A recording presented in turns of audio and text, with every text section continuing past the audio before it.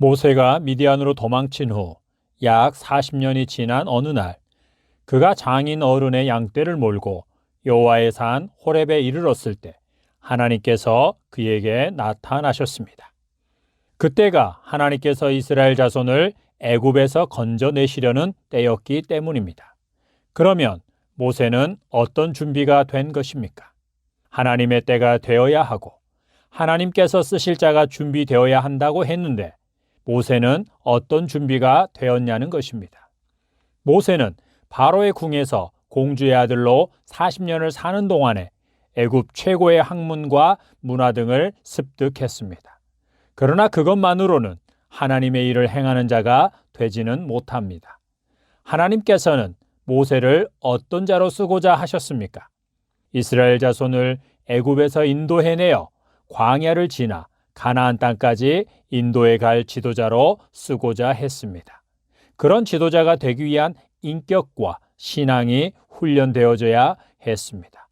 그것을 위해 그는 미디안 광야에서 약 40년간의 기간을 보내야만 했던 것입니다. 그러면 모세가 미디안 광야에서 40년을 보내는 동안 이스라엘 자손의 출애굽을 위해 준비한 것은 무엇입니까? 아무것도 없습니다. 군사를 모아 훈련시킨 것도 아니고 그들을 탈출시킬 방법들을 연구한 것도 아니었습니다. 그는 애굽을 완전히 잊고 살았습니다. 이스라엘 자손, 곧 자기 민족이 어떤 상황에 처해 있는지에 대해서도 잊었습니다. 40년 전 애굽에서처럼 어떻게 해서든지 자기 동족들을 구원해내려는 마음이나 그들의 지도자가 되고자 하는 마음도 전혀 없었습니다. 그는 그저 장인 어른의 집에 살면서 결혼을 하고 자녀를 낳아 기르고 장인 어른의 양떼를 치면서 살았을 뿐입니다. 한 아내의 남편으로서 아이들의 부모로서의 역할에 충실했고 양떼를 치는 자기의 일을 성실하게 하고 있었습니다. 그렇게 살고 있던 모세에게 하나님께서 찾아오신 것입니다. 자기가 공주의 아들이었다는 것과 그곳에서 40년 동안 갈고 닦은 학문과 무예 등도 다 내려놓고 애굽인들이 혐오하고 가증스럽게 여기는 양치는 목자로 살아가고 있고 가진 것이라고는 손에 든 지팡이 하나뿐인 모세를 하나님께서 부르십니다. 그의 나이 80이었습니다.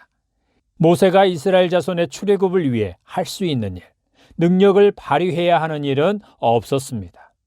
출애굽의 과정을 봐도 그렇고 7절부터 12절까지의 말씀에서도 하나님께서는 분명하게 말씀하십니다. 내가 애굽에 있는 내 백성의 고통을 분명히 보고 부르짖음을 듣고 그 근심을 알고 내가 내려가서 그들을 애굽인의 손에서 건져내고 그들을 그 땅으로 인도하여 아름답고 광대한 땅, 젖과 꿀이 흐르는 땅, 곧 7 족속의 지방에 데려가려 하노라. 이제 내가 너를 바로에게 보내어 너에게 내 백성 이스라엘 자손을 애굽에서 인도하여 내게 하리라.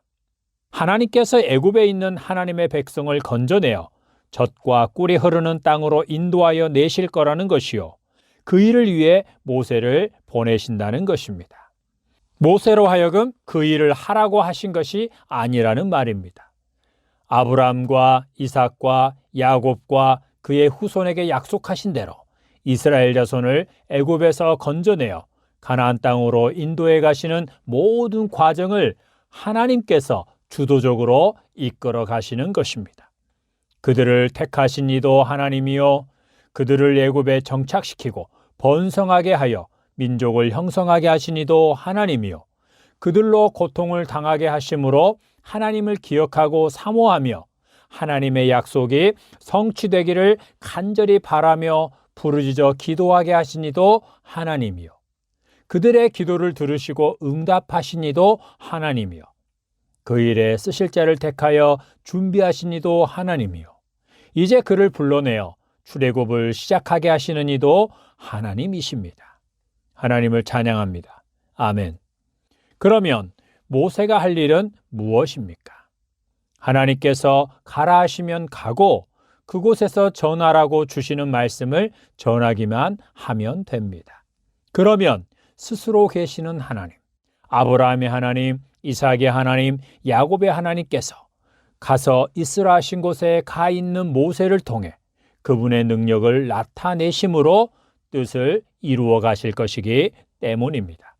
오늘 여러분의 가정과 가족들이 이스라엘 자손처럼 출애굽을 하여 하나님의 백성으로서 하나님만을 예배하는 자들이 되기를 원하십니까?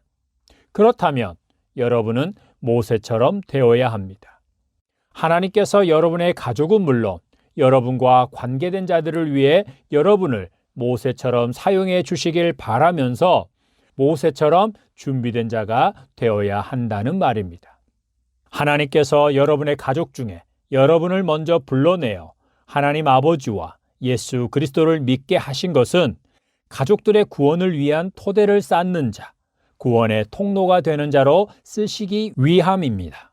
그러므로 그것을 진정으로 바라신다면 공주의 아들로 궁에서 40년을 보낸 모세가 아니라 미디안 광야에서 40년을 보낸 모세와 같이 준비가 되어야 합니다.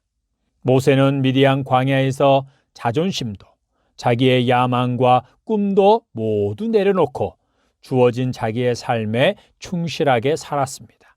자기의 지식과 능력을 써먹지 못하고 있다고 불평하지도 않았으며 그것을 써먹을 날을 고대하지도 않았습니다.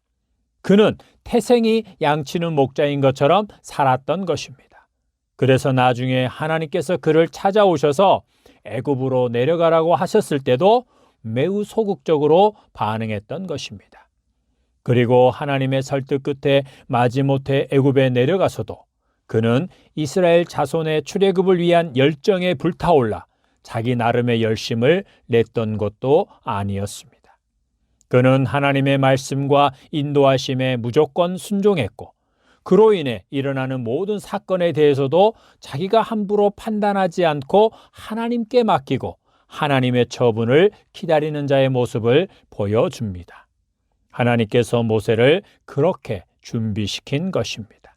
예수님의 말씀처럼 자기를 부인하고 자기 십자가를 지고 예수님을 따르는 자로 준비시킨 것입니다.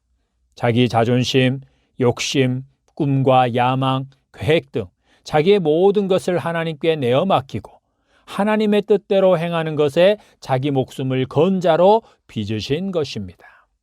미디안 광야에서 40년을 보낸 모세처럼 가정에서, 가족 관계에서 여러분에게 주어진 역할에 충실하십시오. 그 역할, 남편이면 남편, 아내면 아내, 부모 또는 자녀 등의 역할에 대해 하나님 보시기에 합당한 모습으로 성경에서 말씀하신 대로 온전하게 순종하기를 힘쓰십시오. 그리고 그동안의 모습이 하나님 보시기에 부족했거나 잘못한 부분이 있다고 인정되면 바로 회개하시고 다시 시작하십시오. 남편이나 아내, 가족들의 구원과 복을 받도록 하기 위한다는 명분으로 이런저런 집회나 모임을 쫓아다니거나 이런저런 봉사활동을 하기 위해 가정과 가족들에게 소홀하지 않도록 하십시오. 그것은 오히려 하나님의 구원 역사를 방해하는 것입니다. 하나님께서는 말씀을 따라 역사하십니다. 성령님의 역사도 진리의 말씀을 따라 일어납니다. 오늘 우리가 가정과 가족들의 구원을 원한다면, 우리가 가정에 하나님의 은혜가 베풀어지기를 바란다면, 가정과 가족들과의 관계에서 우리가 마땅히 순종해야 될 말씀대로 행해야 합니다. 그리할 때 하나님의 역사가 일어나는 것입니다. 그런 과정을 통해 일어난 하나님의 역사가 아니라면 역할에 대한 말씀대로 순종하지 않았는데도 가족들이 교회에 나오게 되고 구원받은 것처럼 보인다면 그것은 뿌리가 약한 나무일 가능성이 높고 결실하지 못하는 나무, 결실하더라도 먹을 수 없는 열매를 맺는 나무가 될 확률이 매우 높습니다. 그와 그의 가족과 가정이 그런 나무라는 것입니다.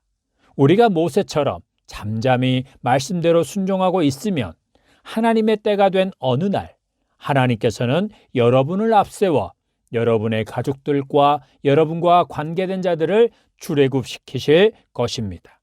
그 나무는 튼실하여 하나님께서 받으실 만한 열매를 맺게 될 것입니다.